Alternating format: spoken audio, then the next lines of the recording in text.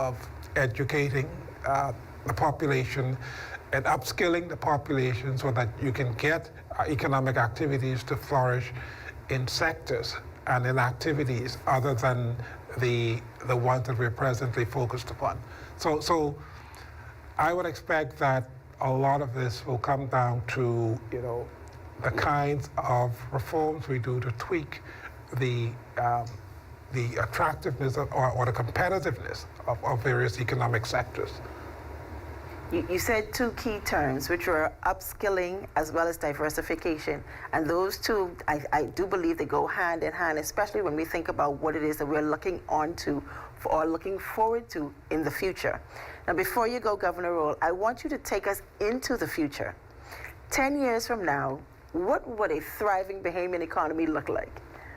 10 years from now, I think we want to see an outcome where Bahamians can appreciate what resilience means as a country. So when we talk about resilience in an economy like the Bahamas, it means how is the Bahamas going to position itself so that climate change and all of the increasing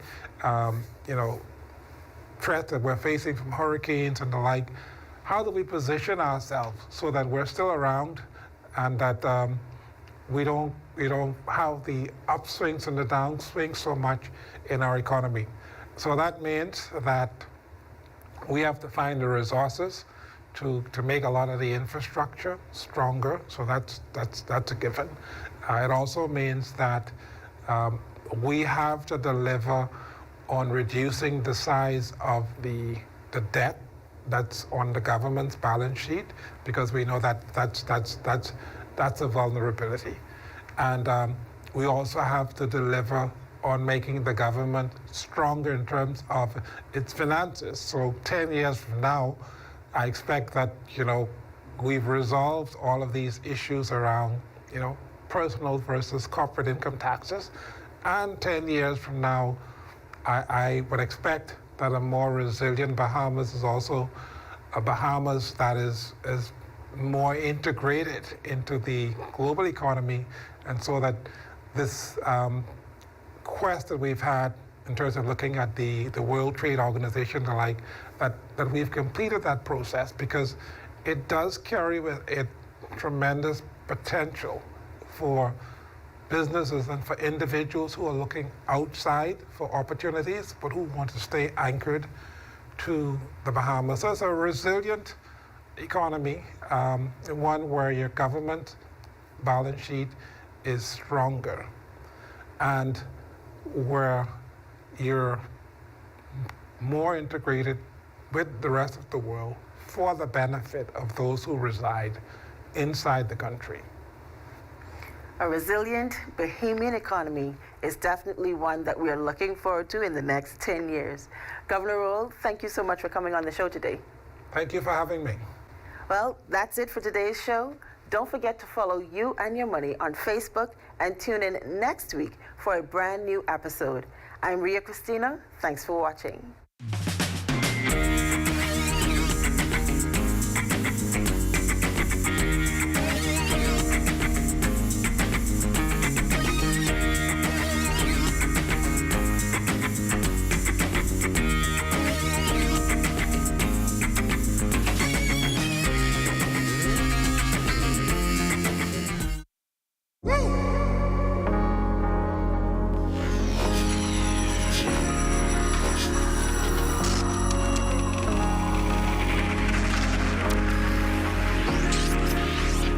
You're watching the ZNS Network, the People's Station. Coming up in the news, the Junior John Canoe Parade rocking Pioneer's Way after a 3-year hiatus. We have the highlights. Plus, Grand Bahama residents react to the news of a possible NIB increase. And the man accused of sexual assault captured by police. The Bahamas Tonight, the Northern Edition, starts now. This is the Bahamas Tonight, Northern Edition. This is the Bahamas Tonight, the Northern Edition. Good evening, all. I'm Simone Davis. Thank you so much for watching. Topping news tonight, a cultural explosion made its grand return to Freeport. The 2023 Grand Bahama Junior Junkanoo Parade lit up downtown on Thursday as residents and supporters filled the bleachers to watch the participating schools battle for the championship title. Our Shane Stubbs was on Pioneers Way last evening and caught all the action. Art, dance, culture. Listen, the 2023 Grand Bahama Junior Junkanoo Parade didn't miss a beat as 24 schools rushed down Pioneers Way and put on a dazzling show in front of a packed crowd. Now, we were able to speak with the Honorable Minister of Youth, Sports and Culture, Mario Boleg, who left CARICOM just to be here and see this show. There was a lot of enthusiasm leading up to the parade, as it was the first time in almost 3 years the parade was held. Noting it was important to give the youngsters the same support as the adult groups, Minister Boleg was more than pleased with the turnout of spectators. Anytime that the young people of our nation gather together to show their forms of skills and artistic talent, especially through the culture of Junkanoo, I thought it's my business to be here to show them that support. And I'm happy that so many parents and adults are here, teachers are here to support these young people. The support we give to and encouragement that we give to these young people nowadays can go a very long way to help them to be productive citizens in the country. And so anytime you say there's young people, no matter where I am, I left CARICOM to come here just to be with them and show them my support. The City of Freeport Council was certainly happy to see the parade light up downtown Freeport once again. As the preschool division wrapped up their performances, Deputy Chief Counselor for the City of Freeport, Charlene Reed, was excited about what the primary and high schools had in store. It's very important to see this because, you know, it's a part of our culture. It's a part of instilling this in them so this can be continuous. Listen, those kids can move. They have a lot of energy, and it's very exciting to see that in them so young because you know that our future is going to be great. Pleased with the number of schools performing, 15 of those being from the government sector. District Superintendent of Education Ivan Butler commended all the teachers and principals for pushing their kids forward. This is our culture. I'm a Junkanoo lover, and I love the culture, and so I'm very pleased with what the district has been able to do this year. Many of the schools, they have their choreographed group, they're organized, and so I just want to commend the principals and the teachers for taking part and making this year's Junior Junkanoo Parade a huge success. Coming out of the gates, Martintown Primary invited us to stay connected. Next, Growing Years Preschool took us on an African safari. National Academy showed us 101 Dalmatians, while Ladies Paradise depicted one God, one people, one Bahamas. Rising Stars Christian Academy invited us to the circus, while Hampton Academy showed us all of the birds in paradise. Freeport Primary School then took us under the sea to explore the many wonders. Lewis Yard then showed us some ring play. The Mighty Hornets of Hugh Campbell returned, celebrating 30 years of accomplishments. Walter Parker then told us about the importance of social media. Bartlett Hill is ready for the 50th Golden Jubilee, while Morrismore Primary took us down the road to freedom. Wilbur S. Christian Academy then took the crowd to Disneyland, while Jack Hayward Jr. reminded us that stars brighten the galaxy. We attended a royal affair as the Beacon School celebrates 25 years. BMES then celebrated Bahamian sports achievements. St. Paul's then showed us the phenomenon of fire and ice before Sunland welcomed us to the Hive. The country is turning 50 and St. George's is loving it. And we went back under the sea with Jack Hayward Sr. With so many great names executed, the judges certainly have their work cut out for them. For the Bahamas Tonight, the Northern Edition, I'm Shane Stubbs. Thanks, Shane. Great story. Well, will a possible increase in national insurance place a burden on Bahamians? Well, that's the question posed to residents on the island today, who say they are all in favor if the decision is made to do so. Our Aja Quant took to the streets today and got some reactions. A possible increase in NIB is on the horizon, and residents on Grand Bahama say they are in favor for it only if Bahamians will benefit. At the end of the day, people want more money for retirement and different benefits. How do you expect NIB to give you more if you don't pay more? Just be fair, that's all. That's my opinion. I guess it works both ways, doesn't it? Does it mean I get more of a pension at the end of the day? Then that's got to be a good thing. I'm okay with it, and only if they're going to contribute back to the Bahamian people when we have persons that are pregnant, have a little more raise in giving out the monies. And if you are sick, that the monies will be increased a little more. Earlier this month, Minister of State with responsibility for the National Insurance Board, the Honorable Miles LaRota, spoke to members of the media in the nation's capital, revealing that the cabinet is working on the decision that was made and will announce shortly which direction NIB will go regarding the increase. Residents on Grand Bahama now responding to that comment, noting that they believe the government is doing what is best for the country moving forward. I think the government has had an impasse to do all the things it could do with the limited funds that it have. So even so, when they pay more, they'll get more in the end when they really need it, probably in social services or in retirement funds. Hopefully that's how it pans out. I understand that the tax, it's inevitable for the upkeep of our citizen and those who pay national insurance for years, even for our young people. So I'm with it in a way. It's just that government should find ways and means somehow to at least alleviate the burden on our people. And one resident sends this message to Bahamians who may be uneasy about this possible increase. Wake up, smell the roses, and this is the way it is. I mean, life goes on and progress comes with a price. Now, Cabinet has not formally announced if this increase will take place. However, this is a story we will continue to follow. For the Bahamas Tonight, the Northern Edition, I'm Azure Quant. Thanks, Azure. In other news, the dilapidated International Bazaar was once a staple in the Freeport economy, and in recent years, it has become an eyesore.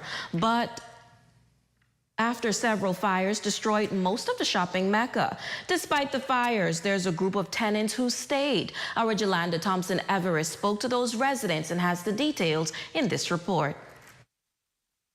Living by faith is the common practice for a few of these tenants operating out of the International Bazaar. While they say some business days have been challenging, they are all sharing one thing in common, and that is remaining optimistic about the country's economy.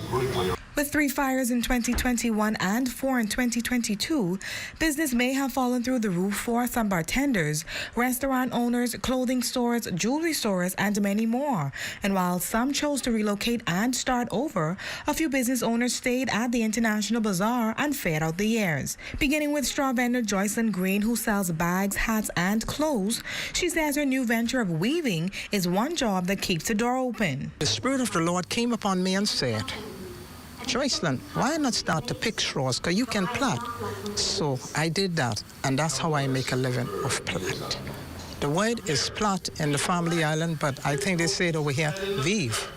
At the age of 82, Green wakes up every day to catch the bus from 8 Mile Walk to the International Bazaar and goes to work. Although the journey is not easy, she says the joy of the Lord. The word is plait. Renews her strength. Just out of order completely. So I said, okay, and he write up my name and everything on the list. And he said, this will be a white place. And from that day, I take special care of this place. Do all of my cleaning, inside, outside, to make the place look very good for when the tourists come around. Welcome to Joycelyn. Ricardo Dean from Ricky's Carving is another tenant that has been stationed at his post for over 14 years. He says for him, it's about tradition and not money. Out of what I've been going through, God tell me, come here. I went to my sister. She said, Ricardo, it's yours. That's cool. Someone have to keep on the tradition of us being straw vendors because that's our bread and butter. The artist shares that he can create eagles, owls, flamingos, along with other magical creations. He says he has some good and bad business days, but wants the public to know that despite all odds, he is still open for business. But I got to go in the woods, take them out, clean them up. I got to go get paint, and if I want to sign them or whatever, and then I got to varnish them. And the paint ain't costing no little change. Christine Major from Perseverance Soul Food has been in business since 2017, explaining that after the passing of storms and economic droughts, her business stood still. I've been through the hurricane. The only thing that was left standing for me was this. God is good.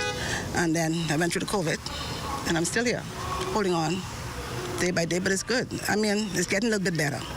It really wasn't saying nothing earlier, but it's getting a little bit better. People starting to pick up. I know where it's starting to spread. I've never advertised, but the food and stuff seem to be making its debut. Major says keeping the faith alive is all that she can do. Gotta have a lot of faith. For me, I come out here like 3:30 in the morning. I'm here from 3:30, 4 o'clock every morning, except Sunday and Monday. So it's faith. You gotta have that. If you don't have that, and the courage to keep on going, might as well give up.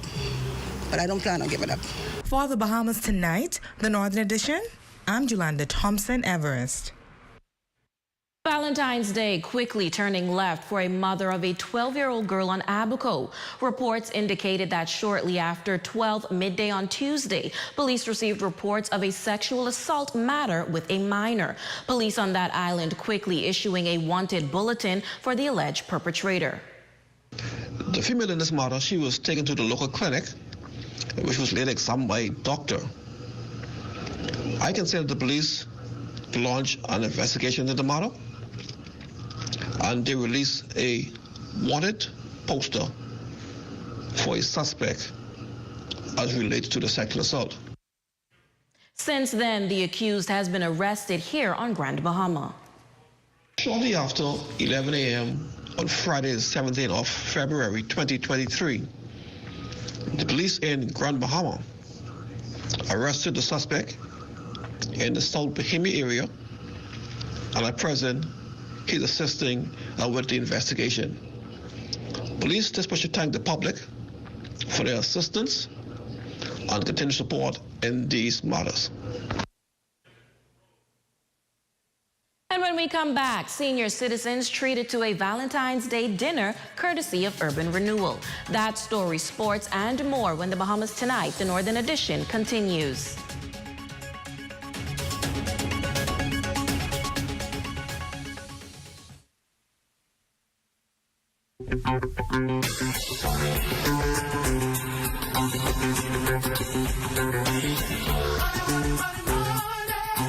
Purchasing or building your home is the largest financial commitment you're likely to make in your lifetime. So let's get credit ready. The first step is to obtain your credit report from CRIF Bahamas to determine your credit score and your standing point. If you identify any discrepancies on your credit report, get them fixed, if possible, before you pursue your mortgage. The next step is to meet with your credit officer. Our credit officers are certified financial counselors who will guide you during this process and help you to determine your borrowing capacity. If you happen to have several credit facilities, a debt consolidation will make satisfying your mortgage payments easier and improve your credit score. When in the market for a mortgage, you will need funds for your legal fees, homeowners insurance, and your down payment requirement. Now would be a good time to begin saving if you haven't already. Call us today at 352-4139 or visit us at either of our offices in the Four-Way Co-op Plaza or Port Lucaya Marketplace.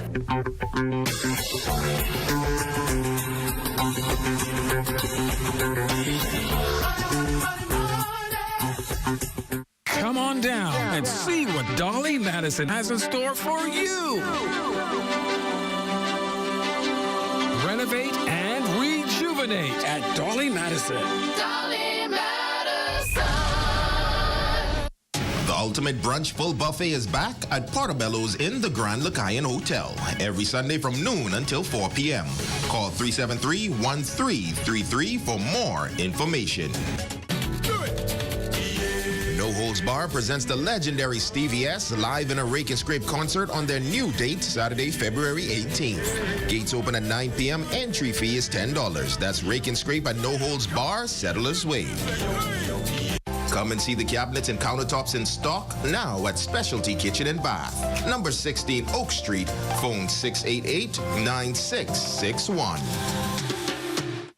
Lucayo Wellness Reiki Therapy and Bookshop is now open at Pyfrom Manor Corporate Plaza, Building D. They have books, crystals, healing gemstone jewelry, incense, candles, and more. It is estimated that 300 million people worldwide are suffering from depression. There's only so much we as counselors, as pastors, as parents, as friends can do. Many of these people will consider suicide as a means of escape. She just couldn't relate to me. And she knew, like she just knew things. The tragedy is that many of them don't want to die. Check on your strong friends was echoing everywhere. And though I agree with the sentiment wholeheartedly, it's definitely not enough. They simply don't know how to cope with the issues of life. I don't know what could I have done? And I wasn't there, so I couldn't do nothing. This is the other side of suicide.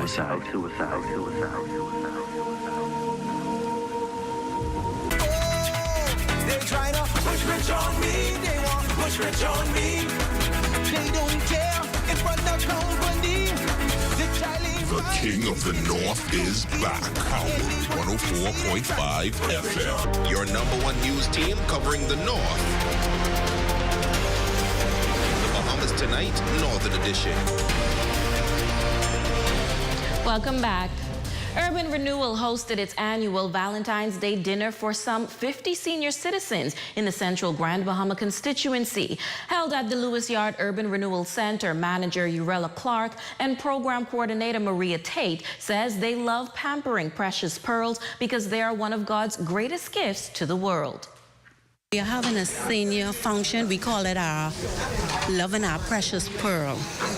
And they're the center of our heart, especially my heart.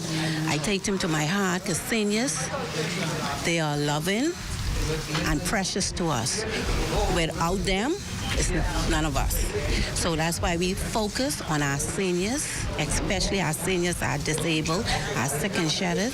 So that's why we're having this function for them today, because it's seniors like to get out of the house, sit down and talk. We have a speaker, and we also have activities whereby the persons at Urban Renewal will interact with our seniors, and we hope that they enjoy themselves today. A few of the citizens speaking to our ZNS News team expressing their gratitude for the support and solidarity. I'm extremely excited to be here, to have this second meal. This is the second time we were able to assemble here with the citizens, senior citizens here in this area. Urban Renewal has done a splendid job the last time, and I'm looking forward to a delicious meal today. Very exciting to be here this morning amongst my peers. We expect to get a very good time here. Age is only a number, and it's how you bring yourself up and how you look good. When these young people tell me their age, I was like, I would like to be looked like that when I get that age. When I got the call, I was like, y'all sure y'all calling me? But I'm glad to be here, and I do hope to enjoy myself. In this final installment of our 5-day series, The Power of Love, a young couple speaks on how they were able to keep their relationship strong for some 20 years. Here's Azure Quant.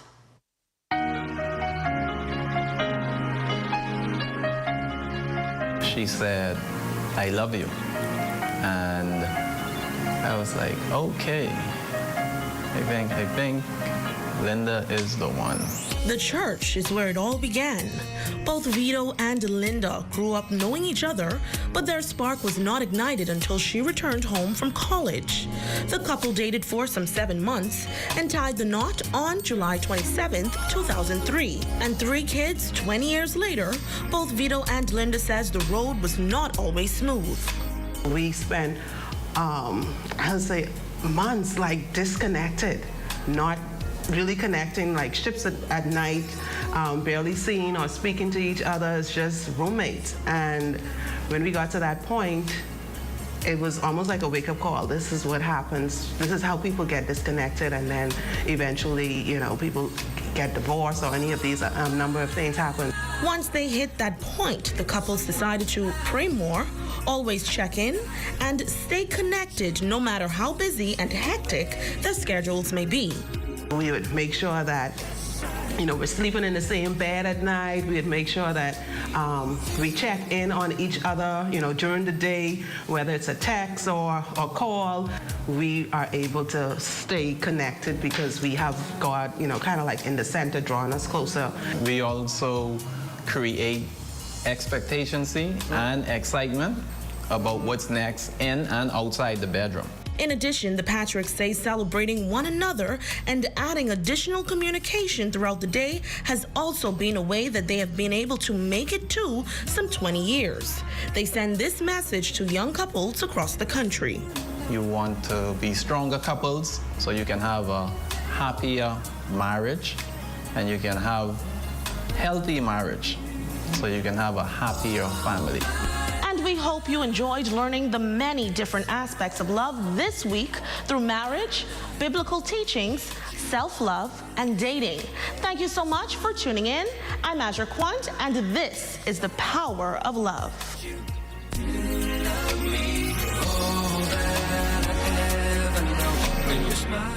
Your Friday check on sports is next with Jay Philippe.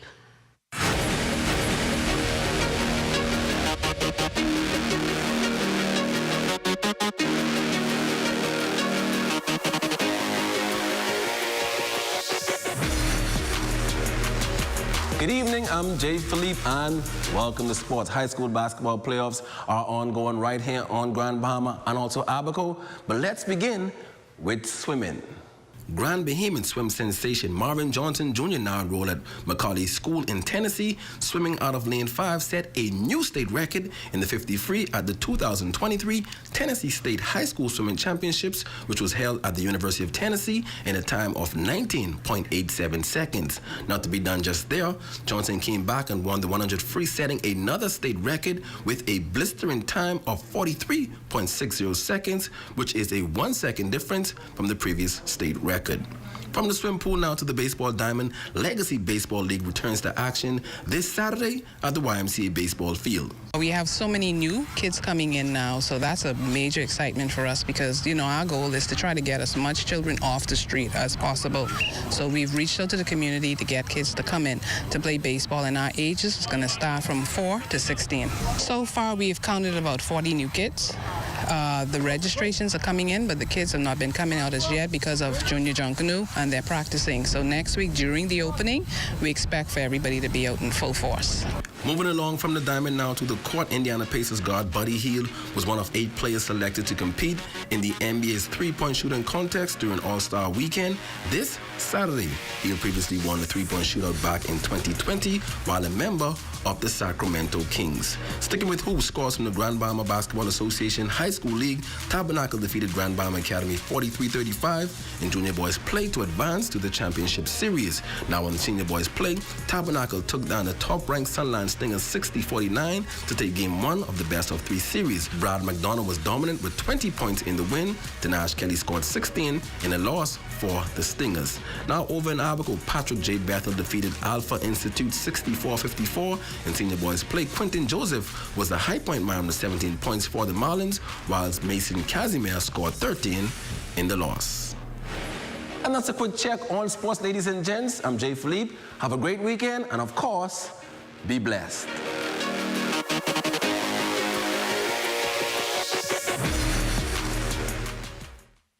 When I found out I was pregnant with Halo, I was pretty happy because that's my first time going to be a mother. The baby's heartbeat. She did end up swallowing some of the fluid, and she had the cord wrapped around her neck 3 times. I'm not the only mom that goes through this.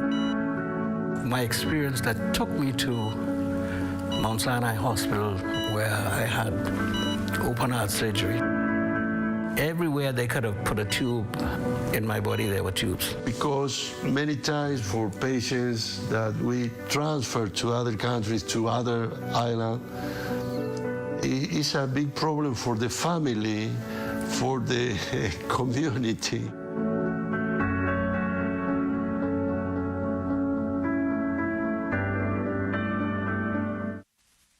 Bahamas says, can you feel the love yet? And the home enhancement continues with 15% off all in-stock cabinetry, white shaker, Swiss chocolate, Ovaltine brown, and Hello Milo for for the entire month of February. Now is the time to upgrade or modernize your kitchen or bathroom with quality cabinetry from Conard Bahamas. 4 locations here in Freeport, Nassau, Abaco, and Eleuthera. Open Monday through Friday, 8 a.m. to 6 p.m. and Saturdays, 8 a.m. to 5 p.m. It's that time again. Buy your tickets now for Mr. Lucky's Big Raffle and win, win, win. Win one of 2 cars, a brand new 2023 Toyota, large cash prizes, a brand new PS5, and more. Enter today by going into your local Chances store and either depositing $20 or more onto your account or buying $20 or more lotto tickets. Tickets available until March 1st. Winners announced March 4th. So hurry into your local Chances store today. You gotta be in it to win it. Winners take chances. Chances remind you to game responsibly. Our lives are full of action. Hey, babe. From the studio to the video to back home. All while balancing family life. BTC Fiber Internet is our solution. BTC is best for us. Hello? With fiber, we save more on fast, reliable internet. And we can prove it. Go to BTC's website and compare for yourself. Select your current product, price, and location. You'll see how much you can save with BTC. Link up with better value. Link up with BTC. Athletes across the northern Bahamas inspire us with their performances on and off the field. ZNS is proud to honor these competitors with our Athlete of the Month award. We will select an athlete whose story and accomplishments represents the best in their sporting discipline. Tune in to find out who will be the Athlete of the Month. Will an athlete be you?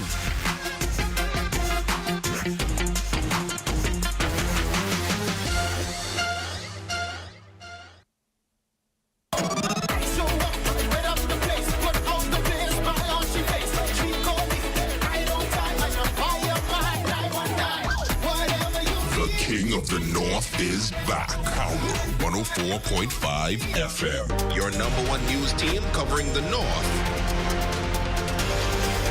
The Bahamas Tonight, Northern Edition.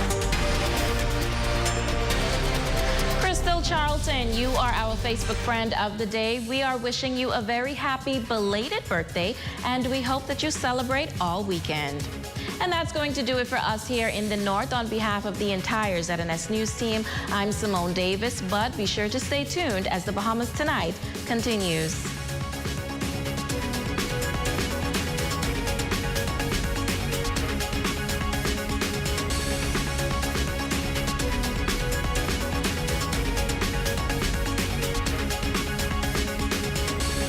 The 44th regular meeting of the heads of government of the Caribbean community is being held in Nassau from February 15th to 17th. Tune in to Live at CARICOM, live from Bahamas on Thursday, February 16th and Friday, February 17th at 8:30 a.m. Live at CARICOM returns on Thursday and Friday at 8 p.m. with a wrap-up of the day's events. Keep up with CARICOM 2023 on the only network that matters, the ZNS Network.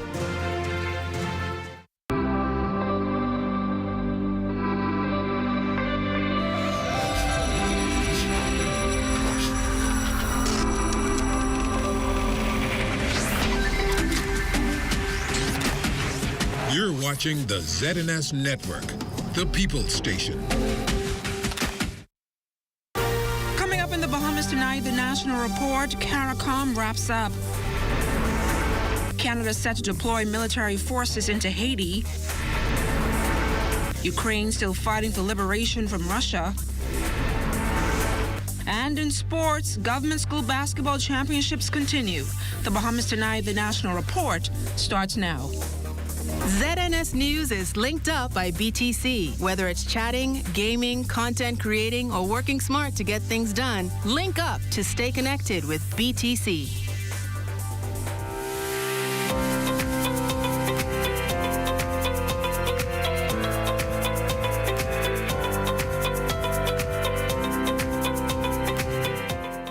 Good evening, everyone. I'm LaDawn Davis, and this is the Bahamas Tonight, the National Report. Thanks so much for tuning in.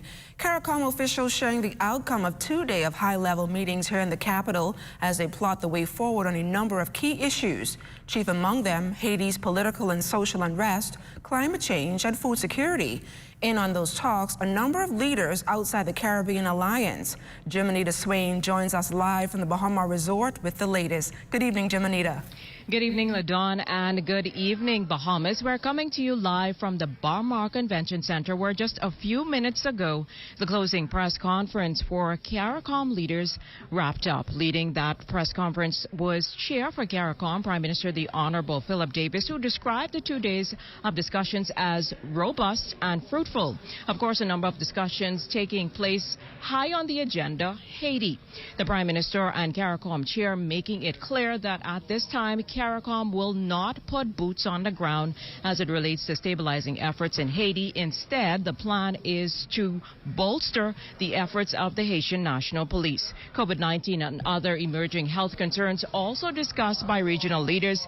Davis indicating that the heads of government expressing concern with the level of crime being experienced in their member states. Now, one of the things that they plan to do to address that is, of course, host a symposium in Trinidad and Tobago set for April to consider crime as a public health concern. Now, a number of issues discussed, as I mentioned again. One of those as well is CARICOM's 50th anniversary celebrations that's set for July in Dominica. The theme, 50 years strong as a solid foundation to build on. We will see amendments to the Treaty of Chaguaramas also discussed in that course of time. But for now, before those discussions wrapped up, we heard from Dominica's Prime Minister, the Honorable Roosevelt Scarrett, who extended thanks to the CARICOM Chair, Prime Minister Philip Davis, and also to the Bahamian people for the warm welcome regional leaders would have received over the course of the time spent here for this CARICOM meeting. Now, at this point, like I said, the meeting wrapped up a few minutes ago. The regional leaders expect to have a reception this evening before departing sometime tomorrow over the course of the weekend for their respective countries. Now, I'm reporting to you again from the Bahamas Convention Center. Back to you in Studio LaDawn. Some great reporting there, Jimonita. Thanks a lot. Issues impacting the Bahamas and the region, namely illegal immigration, took center stage as regional heads converged in the Bahamas this week, looking to chart the way forward. CARICOM Chair and the nation's leader, Prime Minister the Honorable Philip Davis, gave some insight into what has transpired. Haiti received major focus during the first day of the 44th regular meeting of the heads of government of CARICOM Thursday. CARICOM Chair and Prime Minister the Honorable Philip Davis says security is a key concern, as until Haitian nationals feel safe and law and order is restored, it will be difficult to attain the political stability to allow a transparent election process. The first initiative, I think, would be to strengthen the Haitian National Police, restore them to their place of prominence in respect to providing the security that's necessary for the country. We need to recruit. There need to be a recruitment of police officers. There has to be a means to be ensuring that they are being that they are paid for their services, and those are some of the real issues. The Prime Minister says officials have been able to craft a CARICOM Canadian initiative to that end, adding that the hope is to visit Haiti in a few days to get stakeholders together. He responded to whether this would involve Caribbean police going to Haiti. Not necessarily, only for the purpose of helping in training. Okay. It is not that we'll be there. As we continually say, it has to be a Haitian-led solution, and the idea is to be able to support the Haitian people to come up to that solution. The nation's leader also reacted to the nearly $45 million in funding announced by Canadian Prime Minister Justin Trudeau to combat climate change and improve disaster preparedness in the region. We are grateful to the Prime Minister for acknowledging the responsibility of countries, industrialized countries, to assist small island developing states with the challenges with their loss and damage. And so the announcement to provide this funding to the CARICOM region is welcome.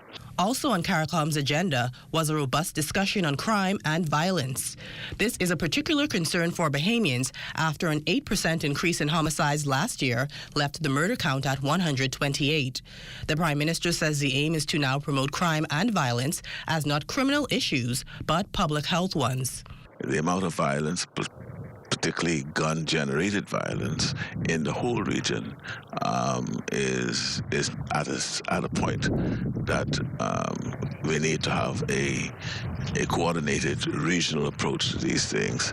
And we are discovering as well that crime and violence is cross-border issues within Caribbean countries, and there again, the cooperative efforts between our nations is a necessity. Comprehensive discussions were held on food security as well as issues impacting health, particularly non-communicable diseases. The general consensus is that more attention must be placed on NCDs, particularly here at home, as they are reaching pandemic levels. Most of the health services resources was distracted to take care of the COVID-19 challenges that we're experiencing, and that sort of left unattended the needs of persons suffering from NDCs, and that has caused a deteriorating and debilitating impact on lives of persons who are suffering from those diseases. After what is hoped to have been 2 days of successful discussions, the 44th CARICOM meetings closed out with a dinner Friday evening for the heads of government at Bahamas. For the Bahamas Tonight, I'm Cleopatra Murphy. The crisis in Haiti was one of the hot-button issues discussed at CARICOM this week, with heads of government detailing plans to address it. Bahamas ambassador to the United States and non-resident ambassador to Colombia and Malaysia, His Excellency Wendell Jones, says irregular migration is an issue that is widely discussed in the United States and at the Organization of American States. I've been in many meetings in Washington with ambassadors assigned to the OAS dealing with this critical issue. We are doing the best that we can in the circumstances. The resolution to the Haitian issue has to be led by Haiti itself, and the Bahamas is the leader in getting both Canada and the United States involved, because we simply do not have the capacity in the Bahamas to deal with the problem as we ought. Ambassador Jones says it will take a global effort to address the situation in Haiti. It has to be a multilateral issue dealt with by a number of countries. And so there's no quick fix to this problem. It is going to persist, but the good news is that the government of the Bahamas is one of the leading countries involved in bringing a level of stability to Haiti. Canadian Prime Minister the Honourable Justin Trudeau fielding questions from the media on his nation's proposed intervention in the Haitian crisis. After an address at the plenary session on Thursday afternoon, Trudeau clarified some of those positions with the Canadian and Bahamian media. Jiminy DeSwain tells us that one pressing question was whether military action will be taken beyond the military vessel that's expected to be deployed.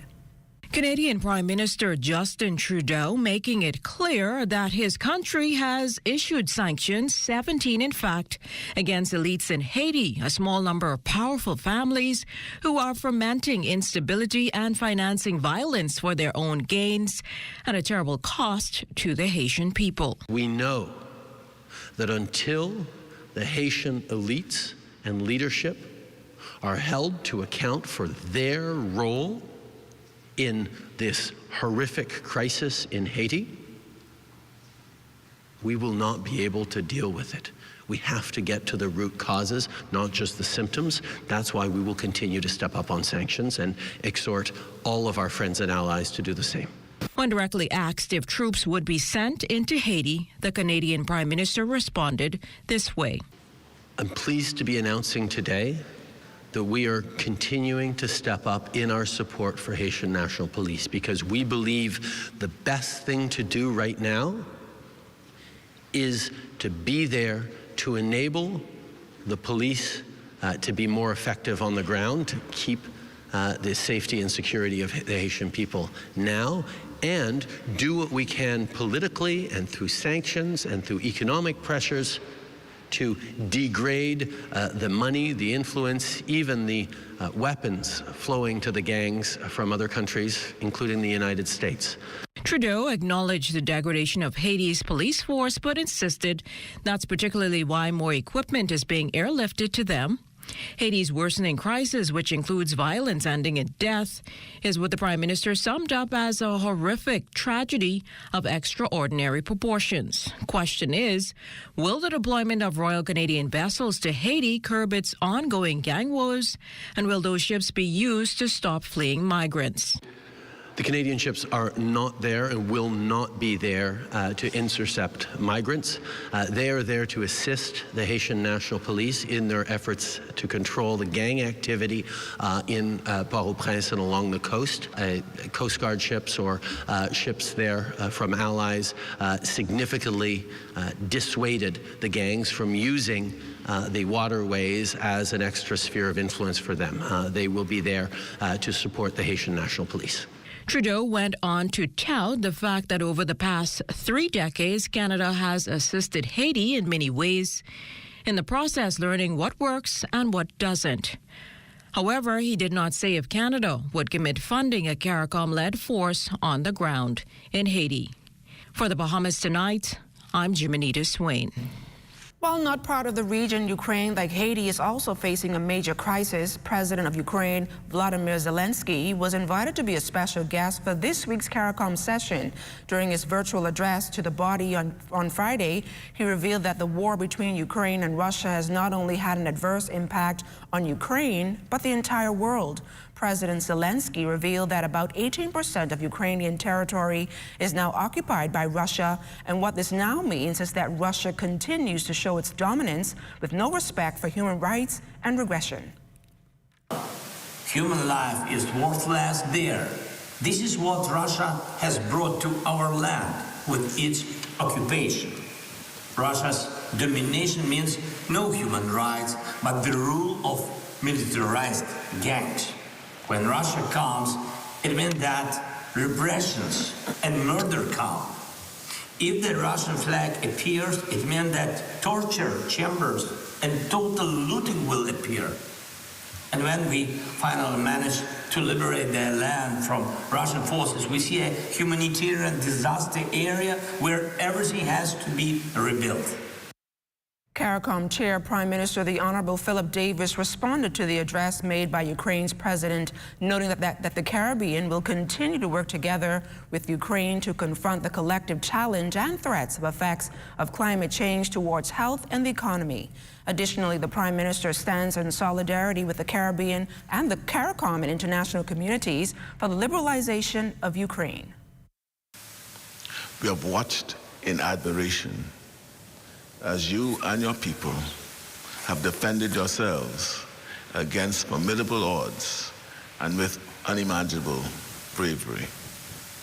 And even as we have watched in horror the bombs and missiles attacking your towns and villages, we have marveled at your dignity and steely determination. We condemn the actions taken by Russia in violating the sovereignty and territorial integrity of Ukraine. Leaders from the region also laying out the challenges facing the Caribbean and acquiring the necessary funding for key projects and infrastructural initiatives during a meeting on global finance at CARICOM on Friday. Here's Fern Carey. The issue of global financing among the matters being addressed on the final day of talks at CARICOM Friday. It is considered an important issue across the region where countries are completely reliant on foreign banks, even as many of these banking institutions are pulling out of the region. Deputy Prime Minister the Honorable Tessa Cooper provides more insight on the anticipated outcome of those discussions. We want to ensure that we're able to sustain a credible financial framework, and therefore we are required to connect into the international financial system. Further, it's important that we point out to the world and all of our counterparts the difficulties in accessing financing for businesses, but also for certain sovereigns who might have a difficulty in accessing financing for infrastructure. Delegates also addressed the difficulties countries are experiencing with accessing financing for infrastructural development, particularly in the wake of natural disasters like hurricanes. One of the points that Prime Minister Davis continues to make is that there seems not to be a level playing field for countries like the Bahamas, a country that's well-to-do, so to speak. So there is a credible need, given our impact as being in the hurricane zone. There is significant need, but sometimes the multilaterals look at the Bahamas as a wealthy country, and therefore we don't qualify to access financing. So those are the kinds of issues that's going to be discussed. Now, with countries across the region feeling the pain of issues like financing, there is the hope that these high-level meetings will result in a concrete approach to addressing these issues. I've met with the U.S. Exim Bank. I've met with the Afro Investment Bank this morning. And my message to them is that we are open for business, but we've heard a lot of spiels over the years from investment banks. And therefore, they must put their money where their mouth is. They must show us that they are open for business and doing business in the Caribbean. The Deputy Prime Minister maintained that investment banks will have to, quote, demonstrate by their deeds that they are open for business. For the Bahamas Tonight, I'm Fern Carey. Officials of the Afri-Exim Bank among those in talks with regional leaders earlier today, and according to the bank's president, Professor Benedict Oromah, they didn't come alone. A number of big-wig investors and clients are also in town, all keenly interested in the Caribbean. They are looking at supporting certain activities and investing in certain activities, including in port infrastructure. Some are looking at developing industrial parks, and there is also discussion about fishery and poultry projects here. So those are the kind of things that you start expecting to see in the Bahamas. You're watching the Bahamas Tonight, the National Report. Stay close. There's more news right after this. This portion of the news was brought to you by Sun Oil Limited Shell, fueling journeys that matter. We are a leading Bahamian bank, one of the largest publicly traded companies on BISIX. Our measure of strength is our growth and performance, with over $1.7 billion in assets. We remain committed to serving the interests of our shareholders, staff, clients, and communities. The confidence to lead, the performance to remain. We are Commonwealth Bank, leader in personal banking services. Since they were on sale, Monique couldn't resist things she didn't need, and neither did Bruno. Hungry for deals? You better come and satisfy that hunger with a great pick meal for only $20 at KFC before doing something crazy. Get 8 pieces of juicy, fresh, in-store prepared KFC fried chicken and 4 buttery biscuits, all for only $20. A finger-licking good deal.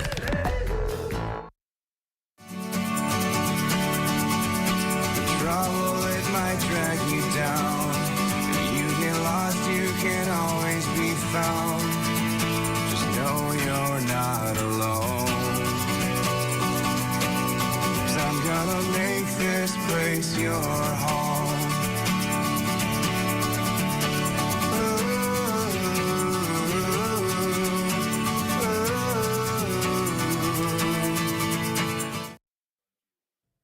Bahamians participating in meetings at CARICOM say the talks have helped to unite the region on a number of issues, including trade and climate change.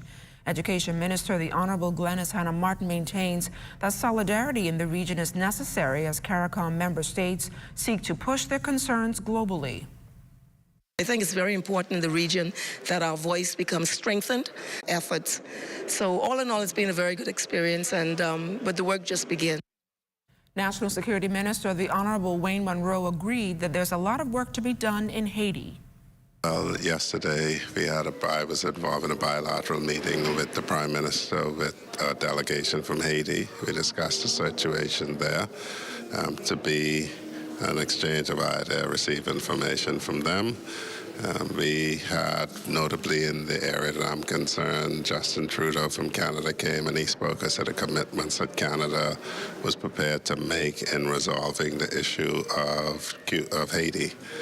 And it's a work in progress, and it'll continue Today there are more sessions related to civil matters like currency exchange, and we'll have some encounters with Chairman of the African Export-Import Bank and the World Trade Organization. Parliamentary Secretary in the Ministry of Foreign Affairs, Jamal Strawn, took part in multiple CARICOM meetings.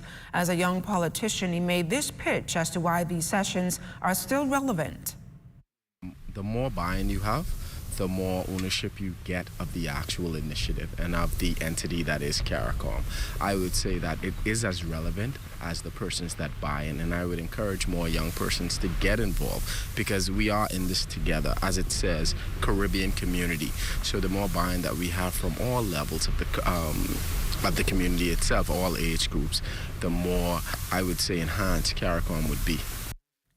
Law enforcement agencies have played a major role in safeguarding regional leaders at this week's CARICOM meeting. RBDF Commander Derek Ferguson says the Marines were fully immersed in the process, from maritime protective security, drone pilots conducting aerial sweeps, to driving various heads of state. He says participation in an event of this magnitude is a morale booster for the Marines. These events are always an exciting time for young Marines. What we get to do is they get to operationalize all of their trainings, all of their skill sets that they would have gained over these period of time, get to operationalize them and demonstrate the value of what the taxpayers of the Bahamian society invest inside the Royal Bahamas Defense Force. Also in 2009, the Royal Bahamas Defense Force did deploy a platoon of Marines to the CARICOM event, the Summit of the Americas in Trinidad, whereby we went across in Trinidad to provide that security support.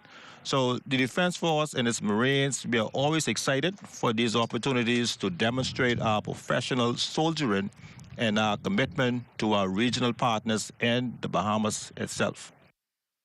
That protest on Wednesday landing Coalition of Independence leader Lincoln Bain and several others before a magistrate today. The group protested outside of the Bahamas resort on Wednesday ahead of the CARICOM heads of government meetings. In court today, they faced a number of charges, including unlawful and idle assembly and disorderly behavior. They pleaded not guilty and were granted bail. They returned to court in May. The principals of a number of nonprofit organizations met with heads of government Friday as efforts continue to eliminate food insecurity here at home and in the region. The meeting comes as figures show that more than 830 million people face hunger across the globe and more than 3 billion are not eating correctly. Food insecurity was also among the main items topping the agenda at CARICOM. Executive Chairman of the Agricultural Development Organization and board member of the Bahamas Feeding Network, Philip Smith, believes partnering with regional and international stakeholders is key to reducing food insecurity. Today we have the FAO, which is the Food and Agricultural Organization. They are here, and some of their executives from their offices, international offices here, that we are meeting with to discuss our ideas and plans and see how we can work together. Chairman of the Church Commercial Farming Group, Reverend Patrick Paul, said meeting with key stakeholders is necessary to addressing this pressing issue. What our objective and goals are, and that is, of course, 5,000 backyard farmers, 50 community farms, and then, of course, our commercial farming. And so we're very, very pleased that we have this opportunity to meet with the powers that be to help to really encourage our people and to provide what is necessary, the infrastructure that our people need. The Bahamas Resort served as the host hotel for CARICOM this week, with the high-level conference providing a financial boost for the Cable Beach property. Senior Vice President of Government and External Affairs, Robert Sands, says Bahamas was grateful for the opportunity. Absolutely, we benefit from this type of conference, or any conference that stays with us. Bahama and the Bahamas is the focus of certainly the Caribbean and the world this particular week, and that exposure helps all of us. So we are extremely grateful to be the host property for this event. He noted that guest bookings at the resort are in keeping with forecasts for 2023. forward bookings and current bookings are excellent at this time. We are very encouraged by the level of bookings. They have been exceeding our expectations, and we look for 2023 to be a record-breaking year for not only tourism in the Bahamas, but certainly for Bahamas as well. And it's now time for the results of our weekly poll question. And this week we asked, do you think the retirement age in the Bahamas should be raised? On Twitter, 69% of you answered no. The other 31% yes. On YouTube, 78% said no. The remaining 22% yes. As for the ZNS website, no garnered 73%, while 27% voted yes. And as always, thanks for participating.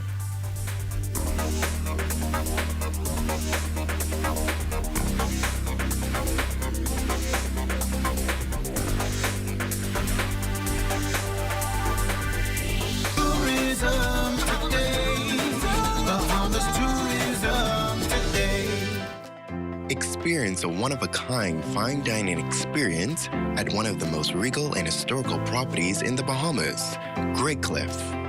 Grey Cliff was built about 1740, and actually this is our 50th year as Grey Cliff Hotel and Restaurant. So we are also celebrating, part of all good Bahamian history. So the Duke and Duchess of Windsor stayed here before they moved into Government House, and our hotel rooms all have names from Bahamian history: Woodes Rogers, Dunmore, Bailu, Windsor. So the restaurant been here since 1973 when we first started, and it's grown a bit. We've expanded our dining options, and then in addition to having either regular lunch or dinner, we also offer some nice activities, be it afternoon tea, or you can have a wine luncheon, considering we have the 3rd largest wine cellar in the world. We do wine and cheese tastings, we do cooking classes, we can do a wine-paired dinner, tasting menu. So it's a lot of different activities, not just coming to dine. We have a private dining room in the wine cellar, which can seat up to 18 guests. So it's very exclusive, and it's booked out almost every night. It's an extremely popular option. We've done proposals for 2 down there to, dinners for 18. For more information about dining on this historical property, visit greycliff.com. I'm Joshua Robbins, and this is Tourism Today. Good to grow, keeping you in the know, keeping you in the know. God, if it's good enough to eat, then it's good to grow. If it's good enough to eat, then it's good to grow. After 4 years, residents and visitors alike welcome back the Farmers Key Regatta, and it was an event that was sure not to disappoint. It's marvelous. It's great. And it's family and lots of fun and socializing. It's awesome. It's a good place to come and relax and get your vacation home. Health Inspector Sabrina Fowler found a little time to enjoy the regatta while balancing her duties.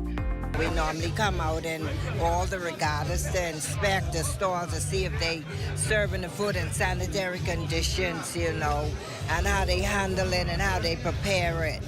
And so far, you're finding that everything's safe? Yeah, everybody met the requirement and have their license to operate and serve food, and the food vendors, they're doing a good job. As the evening progressed, it was finally time to name the champions of the races. Reigning Long Island champion Stephen Knowles and his crew once again making a clean sweep. The guys, they always come and help out, and they always prepare the race. Everybody is in unison and they understand the boat. Someone who was not so lucky sailing at the Farmers Key Regatta was Minister of Family Island Affairs Clay Sweeting. It felt more like a down-home activity, which this regatta is all about, to bring people together. The sailing was an exciting one today. Sassy Sue took all the races, but what's more important about these environments is that people are able to make money on the ground, and also that the camaraderie of the sailors. So as you see after the races, sailors just hang around, chat, talk about the races during the day. So today was a win as we start the regatta season. And now that the Farmers Key Regatta is done, up next is the Georgetown Exuma Regatta coming this April. Stay tuned to Good to Grow for all the details. Reporting for Good to Grow, I'm Georgia Bain. Good enough to eat, then it's good to grow. It's that time again for nominations for the next group of Bahamians to be considered to receive national honors. The Advisory Committee for National Honors is calling on the public to submit the names of Bahamians they believe are deserving of the distinguished awards. The committee notes that distinguished service medals are also to be issued to exceptional Bahamians who have served in the military, public service, police, fire, and prison services. Members of the public looking to nominate can collect forms from the Cabinet Office, the Office of the Administrator in all of Grand Bahama districts, and the Family Islands. Forms can also be obtained from government's official website at www.bahamas.gov.bs. Forms must be submitted by March 31st. Selected awardees will be announced on July 10th by the Governor General, with awards to be conferred on the second Monday in October. President of the Sister Breast Cancer Support Group, Andrea Sweeting, has battled breast cancer twice, COVID-19, and now heart failure. And we're happy to report that she was able to get that life-altering surgery needed to save her life. But just how did all of this affect her family? I sat down with her granddaughter to find out in this week's Chambers of the Heart.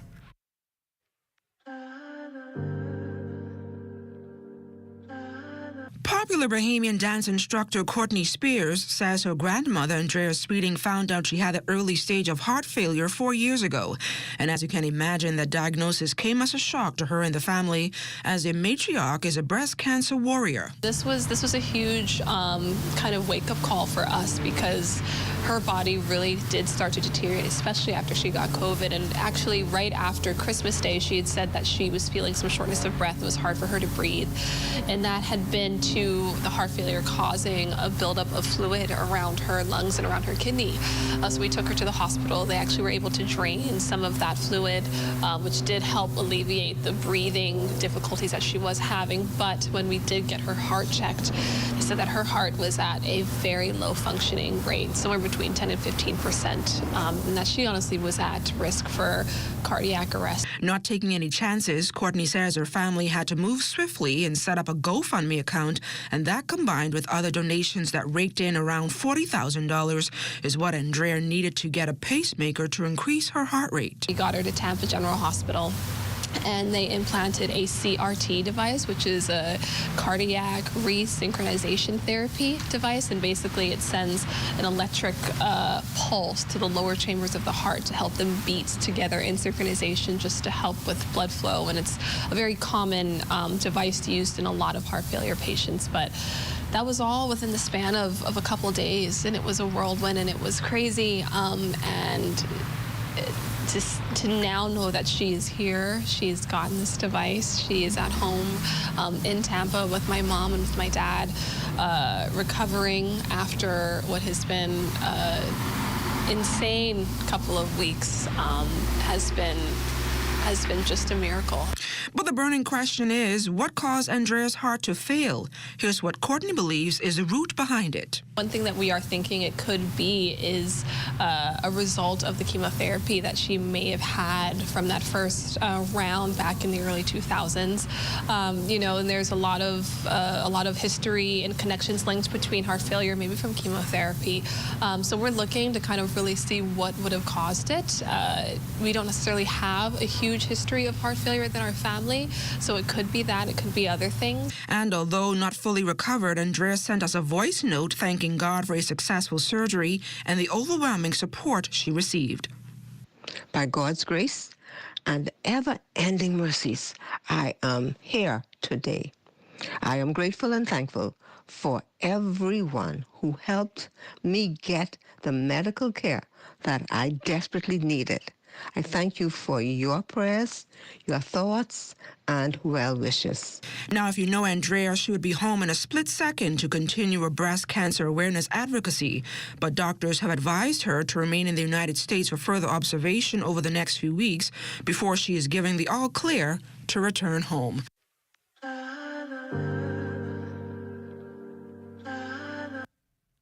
Hotelier, noted businessman and proprietor of the Myers Group of Restaurants, George Myers, reportedly passed away last evening at the age of 83. Spending more than 60 years in the Bahamas from humble beginnings as a busboy to an iconic figure in the hotel and tourism industries, George Myers is remembered as a true patriot. Here's Lloyd Allen. Various restaurant franchises through our economy that have proliferated through the assistance of the George Myers Group of companies have become synonymous with success. And with the recent report of the passing of George Myers, many say those who knew him well have seen a man contributing to the Bahamian society significantly over the past 60 years. I realized where he's from. We build a bond. And even after leaving the hotel, and that hotel, he went across to Paradise Island, and we still will maintain a contact.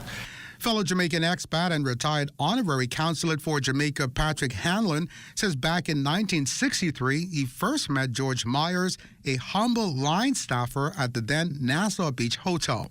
Now, Hanlon says Myers has always had a passion for assisting young people.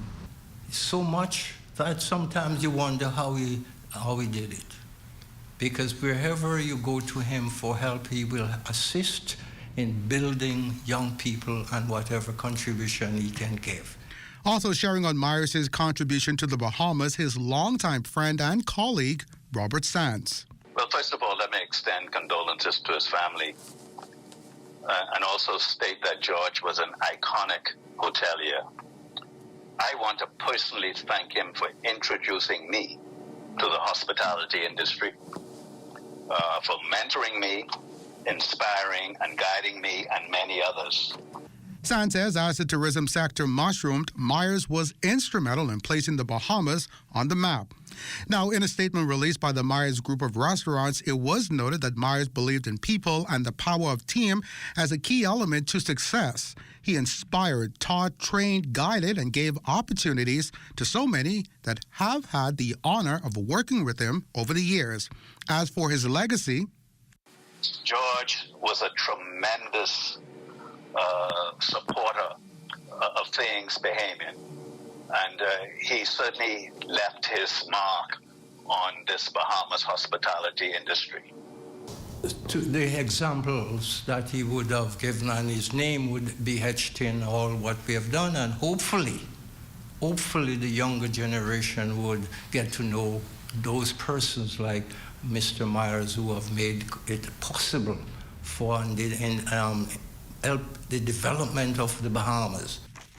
George Myers passes away, leaving 60-plus years of quality service in the hotel and restaurant sectors, and is remembered as a true icon in the Bahamian community. For the Bahamas Tonight, I'm Lloyd Allen.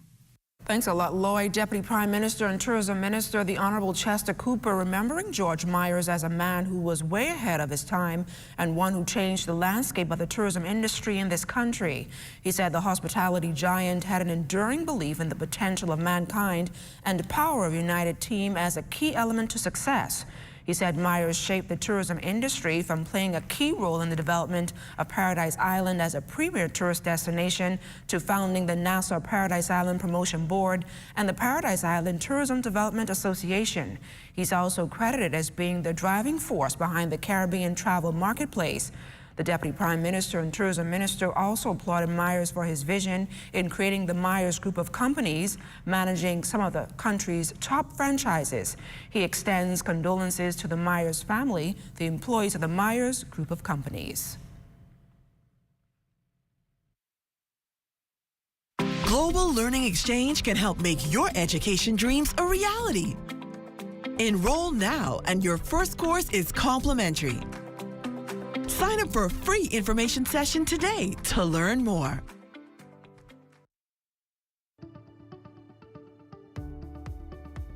Have you been denied a U.S. visa and don't understand why?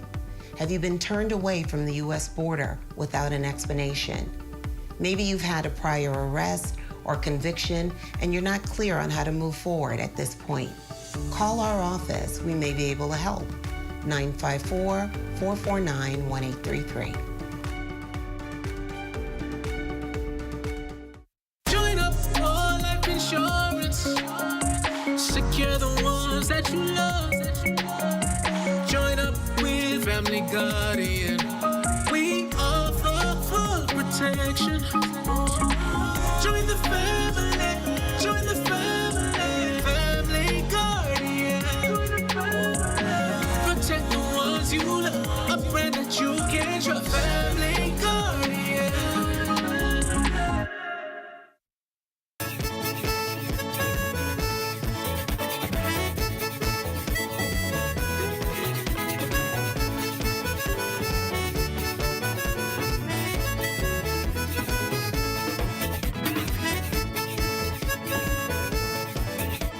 The Criminal Investigations Unit in Abaco has captured Ivan Keith Curry Sr. The 49-year-old Central Pines resident was wanted for unlawful sexual intercourse. Authorities thank the public for their assistance. And it's time now for a check on Family Island weather with Chief Meteorologist Basil Dean. Good evening, Basil. Good evening, LaDawn. We are under clear skies. Temperature at 78 degrees. The relative humidity 70%. We have south-southeast winds at 13 miles per hour. The barometric pressure 1,020.1 millibars at 30.16 inches, and the pressure is steady. Temperatures around the Family of Islands this evening, they are brought to you by Family Guardian Insurance Company. We're protecting you. 78 degrees in Freeport, Grand Bahama, and Grand Key, Marshall, Abaco, 79 degrees. The Berry Islands, 80. 78 in Alliston, Bimini, 79 in Harbor Island. Rock Sunny, Lutris, 78 degrees. Black Point, Exuma, and Camp Space on Andros at 77. 80 degrees in Fresh Creek, Central Andros. Alliston, Cat Island, San Salvador, and Rum Key, 78 degrees. Georgetown, Exuma, 79. 79 is also in Ragged Island, Clarence, Long Island, and Crooked Island. Betsy Bay, Miguana, 77, Ackland, 77, Matthew Tiny, Nagua, 79, and the Turks and Caicos Islands at 78 degrees. And your boating forecast tonight is brought to you by Builders Mall, home of F5P, the Tile King, and the Paint Center. In the northwestern islands tonight, your winds are going to be southerly at 12 to 18 knots, wave height 3 to 6 feet, with your low tide taking place at 11:22 tonight. Now for the central and southeastern islands, southeasterly winds also at 12 to 18 knots, and the wave height 3 to 6 feet. So caution flags remain in place for the 700 islands of the Bahamas. And then Saturday in the northwestern parts of our country, the winds become southwest just ahead of a weak frontal system that's pushing our way. Speeds around 10 to 15 knots, and the wave heights 2 to 4 feet. The high tide tomorrow will take place at 5:51 in the morning, with the low tide at 12:21 in the afternoon. Now for the central and southeastern islands on Saturday, easterly winds 12 to 18 knots, wave heights 3 to 6 feet, maintaining that caution flag. And as we take you into Sunday in the northwest and central parts of the country, the winds become east to southeast, falling off in speeds 10 to 15 knots, wave heights subsiding 2 to 4 feet. High tide on Sunday will take place at 6:45 in the morning, with the low tide at 1:12 in the afternoon. And for the southeast Bahamas on Sunday, easterly flow 15 to 20 knots, wave heights 4 to 7 feet, with caution flags in place. That's going to do it for your boating forecast. It's time now for your international temperatures, and they are brought to you by Royal Star Assurance. If you see me on the dance floor, man, and kind on wild, hey, sculling, moving, raking, scraping, man, to this beat. Well, sliding, slipping, dipping, dancing all across the floor. Whining, bumping, ducking, Lord, I'm holding my head. Well, And that's going to do it for your international temperatures, brought to you by Royal Star Assurance. But stay tuned, your extended weather forecast is still ahead.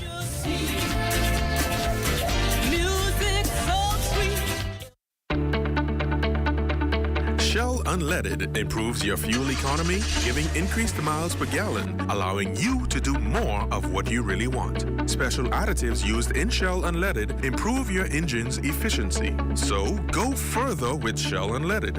Venture out to beaches, Junkanoo, and festivals, and bring home memories that will last a lifetime. Shell, fueling journeys that matter.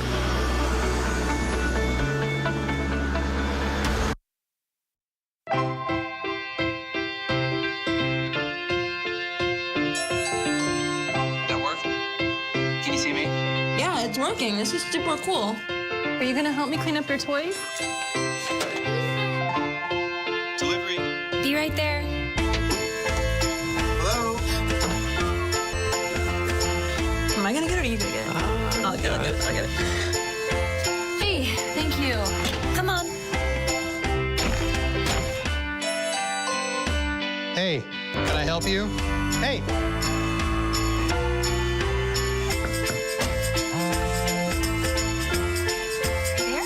No, sorry, I'm not home. I'm coming.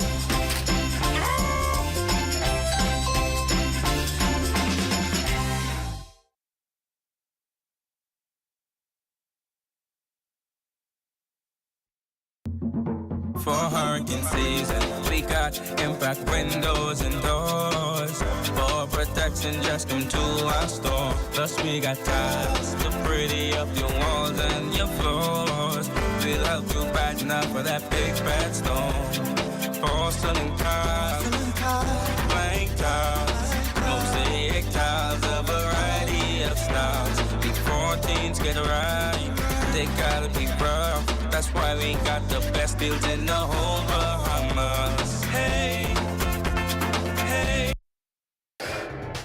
This is ZNS Total Sports.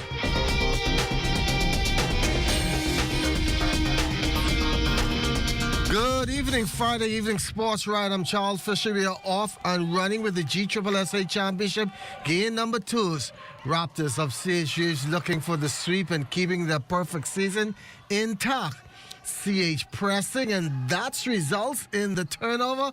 And this one was never in doubt as the Raptors take the raw out of the H.O. Nash Lions 40-12. And the trophy winners, series sweep and perfect season. Bouncing now over to the junior boys, where the Sharks of SC were in a must-win mood and crushing the boards. However, Donald Davis with a vision of a sweep and perfect season on their mind as well. Donald Davis in the sharing mood, bucket and early lead. The Sharks not letting this one get out of hand. Nifty pass and bucket here too.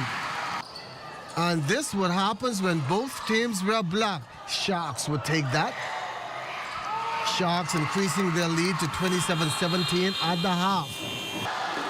Running and running. That Sharks lead now 39-29 after 3.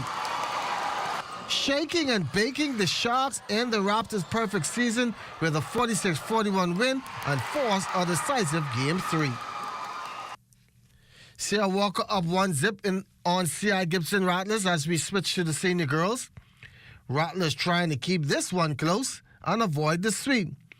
And if shots are falling like this, C.I. is in trouble. Knights running away with this ball game up 37-27. However, the Rattlers now starting to fight themselves back into this one. Clutch free throws down the stretch seal the deal for the Rattlers to avoid the sweep with a close 47-40 win.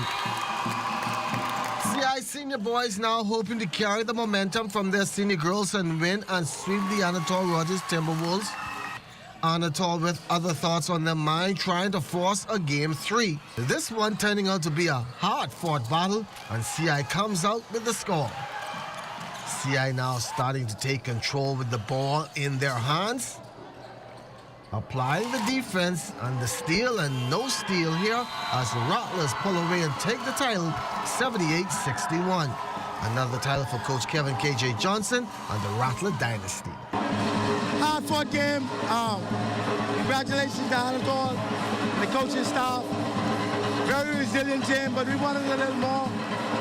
These boys worked hard all summer, and been a while since we won the championship down there, Marathon. So we wanted this for all the staff, the teachers, the Marathon family, C.I. Gibson family. We wanted to do this for them. Special, because for the seniors who was leaving, and all the guys that were coming back, they understand how hard it is. So we are preparing and keep pushing. But it's very, listen to me, I'm elated. Even though I have 1,000 GSSA championship, but at the end of the day, every championship is special because every year we have new players. Kendall Isaacs will be buzzing with excitement next week as the Hugh Campbell basketball tournament tips off Monday. All games will be played at the Kendall, a first time for the tournament, which is bouncing back after a 2-year hiatus due to the pandemic. For quite some time, the AF Adderley Gymnasium needed repairs. The floor is not too wholesome, due to the water that comes in through the roof and along the side. So the floor is in no condition to host a tournament of such magnitude. Therefore, putting the athletes first, our best interest is to have it outside of the school. There's no place like home, and the players from back in the days would remember what it's like being in that arena. But there's nothing we can do because at the end of the day, it's the safety of the students or the athletes participating which comes first. And finally, more basketball tonight, and the University of Bahamas men's basketball team, they are in Florida at the Skinner Classic in North Miami.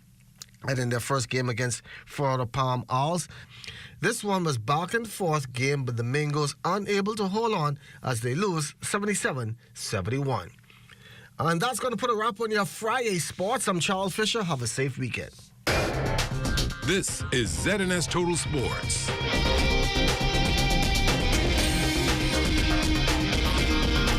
On May 1st, 2012, Rubis acquired the Chevron fuel business in the Bahamas, which traded under the Texaco brand. We are now celebrating our 10th anniversary of the Rubis brand in the Bahamas. Rubis has become the fuel brand of choice. However, our 10-year journey was not without challenges. We would like to recognize our dedicated members of staff and thank our customers for their continued support. We look forward to another 10-year milestone as we continue our journey. Health is the greatest gift.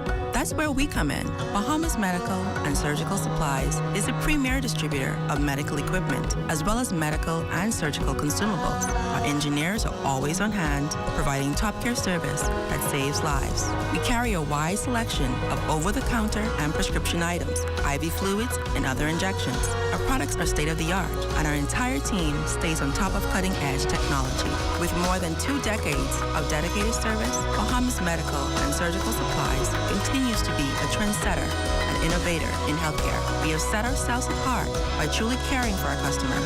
We understand the intricacies of healthcare, and we produce spectacular results. We cherish our partnerships and nurture our friendships as we continue on our quest to help everyone maintain that wonderful gift of good health. Find us on 9th Fifth Terrace, Centerville, right in the heart of the medical service epicenter of Nassau, Bahamas.